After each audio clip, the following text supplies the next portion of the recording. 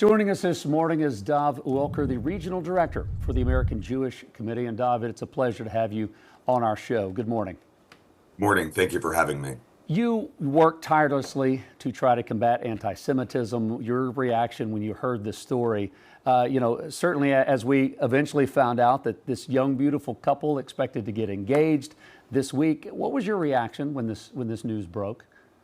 Yeah, it was absolutely devastating to learn of the killings of both Yaron and Sarah. They were leaving an event hosted by my organization, American Jewish Committee, focused on young diplomats to better understand the humanitarian crisis in Gaza and what was being done to relieve that crisis. So these were two individuals who sought peace, who wanted to see a better society for us all, and who actively worked to ensure a stronger community for all of us. And this comes, as you said, on a feeling of severe anxiety by the Jewish community. 77% of American Jews feel less safe today than they did a year ago, and 56% of American Jews have changed their behavior for fear of this type of anti-Semitic incident. Well, Dov, you kind of led right into my next question there. Obviously, we've been talking about the statistics with anti-Semitic violence, hate, just acts of that nature. What are the realities, though, for people who are living not only in the United States, but who are Jewish and living abroad? What is their reality like when you have these statistics? Especially around the world, this type of incident doesn't just impact us here in the United States, but it reverberates throughout Jewish communities in every country, just as the incidents in Australia and in Europe have impacted us here in the United States. What that looks like, in part, it's increased visible security at Jewish institutions. It's increased costs for security personnel, for security systems to ensure our own safety. It's also anxiety. For the community. It's not sharing locations of events until, RSVPs have been received.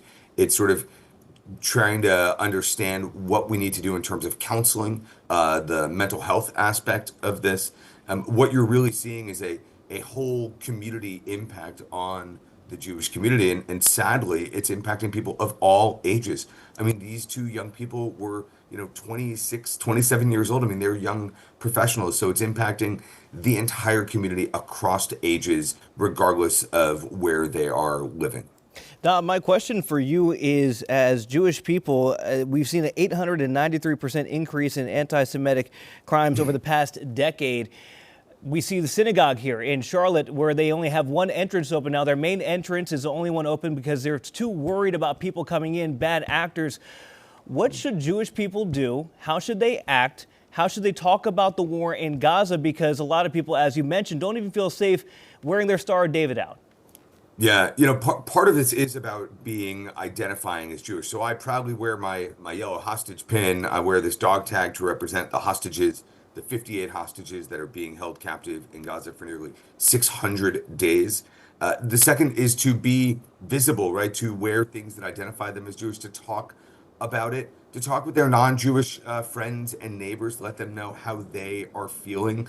And the third is to continue to be educated about what it means to be Jewish today. Right now we're coming up upon the third Harvest Festival, which takes place next Monday and Tuesday, called Shavuot. It's a delicious holiday focused on dairy and sort of renewal. It's where the Jewish people receive the Ten Commandments. Right. So part of this is not allowing these types of incidents to instill fear in us, to prevent us from behaving and practicing our Judaism in a way that's most important and most visible to us. Dov, we talk about unity all the time. Sometimes it's a buzzword that gets thrown around. I don't know how often we actually do anything to try to create unity. I mean, you look at these two young people that were actively volunteering, whether it was peace building groups or interfaith dialogues that they were both having. Most of us don't do that. How can we do a better job, whether you're part of the Jewish faith, the Jewish community or not? Yeah, Sarah was directly involved in a program that my organization runs that brought together Americans, French, Moroccan, and Israelis, right, of all religions. And They traveled to Morocco together to better understand the Jewish history and the relationship between the Jewish community in Morocco and the country itself. For us, it's important to be involved in those types of initiatives, whether it's organizations that host them themselves or even just breaking bread together. The Jewish holidays are a beautiful time of year to understand what are the nuances of our religion. But beyond that, right, it's engaging in conversations and breakfasts and coffees and dinners with people that you don't necessarily know, or even people that you do know, but you're not sure exactly what their perspectives are. There's a lot in the world today to be able to discuss. And if we are to combat hate as a society, and specifically anti-Semitism, the Jewish community can't do it alone, and we need to foster these types of opportunities, both for young people as well as for perhaps clergy or older adults. Dov, one more for you. I do want to ask, as long as the war is going on in Gaza, it doesn't matter what your feelings are personally as Jewish people. I feel like as Jewish people, you're seen as related to the war in Gaza. As long as that's going on, do you think that we're going to still see high rates of anti-Semitism, and are we going to have to wait till a conclusion in there, regardless of how it all ends, until we can possibly move past it? Are we tied to that war? Yeah, unfortunately, there are clear trends that relate to the rise of anti-Semitism. And unfortunately, the war is one of them. But we have to be steadfast and resolute in understanding who is at fault here. Hamas still has 58 hostages being held captive. And the language that you hear on the streets of anti-Israel protests, including globalize the Intifada, lead directly to this type of action. But at the end of the day, Israel's war against Hamas cannot be used as an excuse by anyone to commit these types of atrocities.